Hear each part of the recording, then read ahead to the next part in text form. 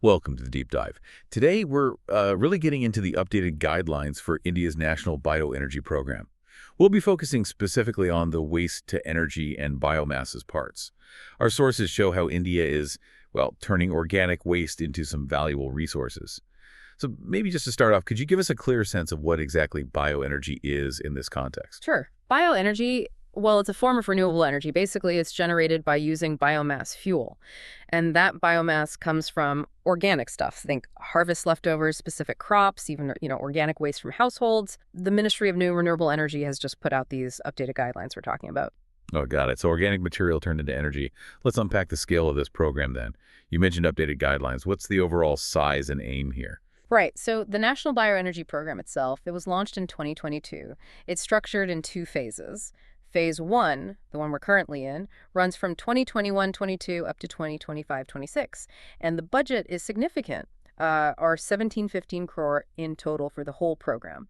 The main goal really is to use all that surplus biomass you find, mostly in rural areas, and use it for power generation. But crucially, it's also about providing some extra income for rural families. Ah, okay. So that direct link to rural households is key. That's really interesting. How is the financial side structured? Is there support to get these projects off the ground? Yes, definitely. There's what's called Central Financial Assistance, or CFA. It's provided directly to the project developers to, help make these projects viable. Okay. And importantly, there's an increased CFA, actually 20% higher for what they call special category areas. So that includes the Northeast region, hilly states, and also projects benefiting SCST communities specifically. It helps ensure wider reach. Right, that makes sense for ensuring development is equitable. So this whole program, how is it broken down? You mentioned waste to energy and biomass earlier.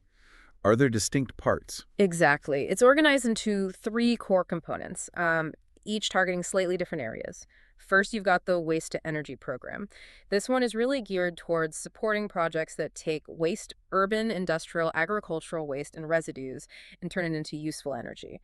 That could be biogas, bio-CNG, which is like a purified biogas suitable for vehicles, electricity, or even something called syngas. Tingus. Yeah, it's a synthetic gas, basically a mix of hydrogen and carbon monoxide that you can use as fuel or to make other chemicals. So this part tackles waste and generates energy. Okay, urban and industrial waste. What's the next one? The second is the biomass program. This focuses more on agricultural biomass, but specifically not bagasse, which is sugarcane residue often used in sugar mills already.